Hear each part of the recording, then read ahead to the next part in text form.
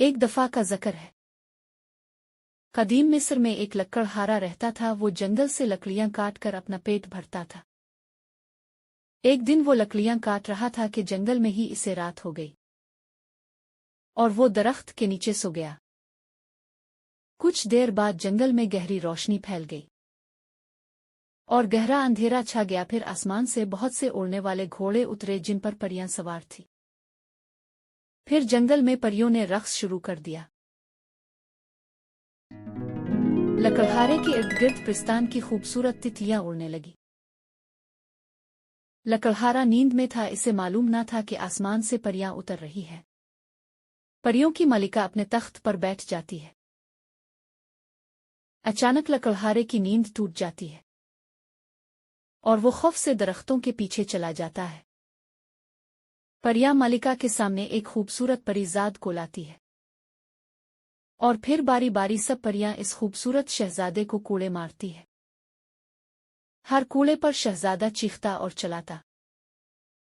लकड़हारा, जिसका नाम उम्र था, बहुत ही रहमदिल था। वो परियों की मलिका के सामने आता है और अदब से पूछता है कि आखिर इस परीजाद को क्यों मारा जा रहा है। मैं परियों की मलिका हूँ और ये मेरा बेटा है। इसने पिस्तान का कीमती मोती सब्ज देव को दे दिया है, जिसकी वजह से पूरे पिस्तान की जान खतरे में है। पिस्तान के उसूल सब के लिए एक जैसे हैं, इसलिए पिस्तान के शहजादे को भी वही सजा दी जाएगी जो ऐसी गलती करने पर किसी को भी दी जाती। परियों की मलिका ने बताया कि वो मोती जिसके पास भी होगा वो पिस्तान पर हुकूमत करेगा। इस मोती में जादुई ताकतें हैं। अब बहुत जल्द सब्ज देव पिस्तान पर हमला करेगा और सारा पिस्तान तबाह हो जाएगा। इसीलिए शहजादे को हर रात ये सजा दी जाती है। लकड़हारे को ये जानकर बहुत दुख होता है और वो पिस्तान के मलिका से कहता है, मैं तुम्हारी मदद करूंगा। मलिका, मुझे बताओ कि वो सब्ज देव कहाँ रहता है और उसकी क्या कमजोरी है। परियों की मलिका लकड़हारे की बातों पर बहुत हैरान होती है कि भला एक मामूली लकड़हारा इसकी क्या मदद कर सकता है। मगर फिर भी वो इसे बताती है कि यहाँ से बहुत दूर मशरिक की जानिब एक भूतों का शहर आबाद है, जिसमें एक पुराना किला है। इस किले में भूतों की मलिका रहती है।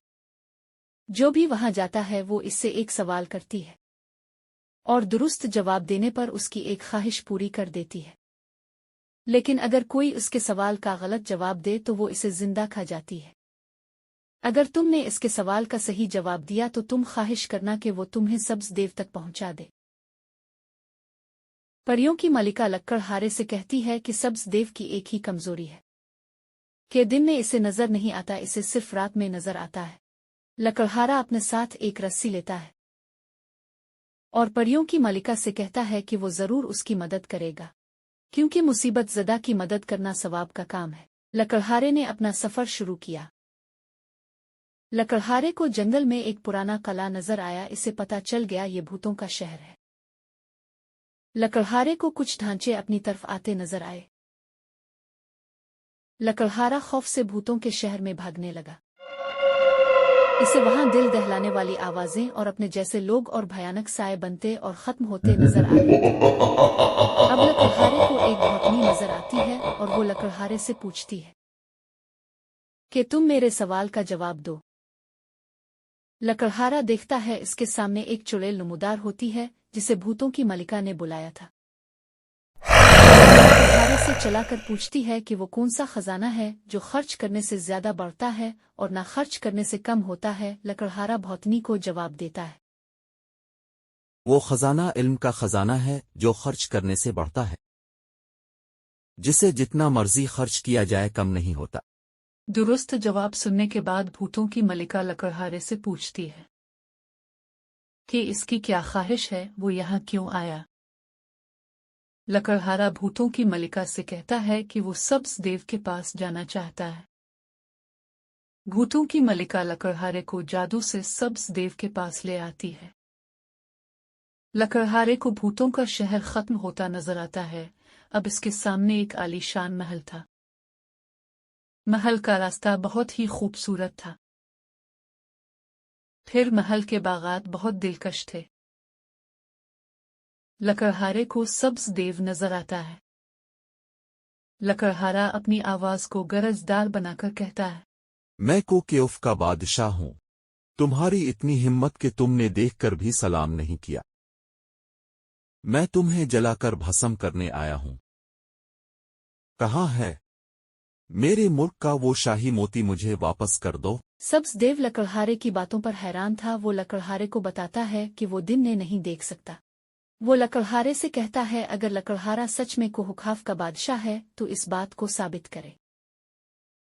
लकड़हारा सब्ज देव को एक रस्सी देता है। सब्ज देव हैरत से रस्सी को हाथ लगाता है। लकड़हारा सब्ज देव से कहता है, ये इसकी मूंछ का बाल है। अब सब्ज देव खौफजदा हो जाता है। अगर बाल इतना लंबा है तो बादशाह कितने बुलंद कद का होगा। इसे लगता है कि कहीं वो आज सच में मारा ना जाए।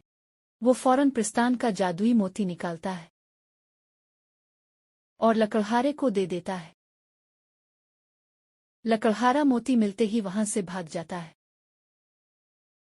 और वो मोती जंगल में प्रस्तान की मलिका को देता है। वो लकड़हारे का शुक्रिया अदा करती है। मोती के वापस मिलते ही प्रस्तान में जश्न मनाया जाता है और प्रस्तान के शहजादे की सजा भी खत्म हो जाती है।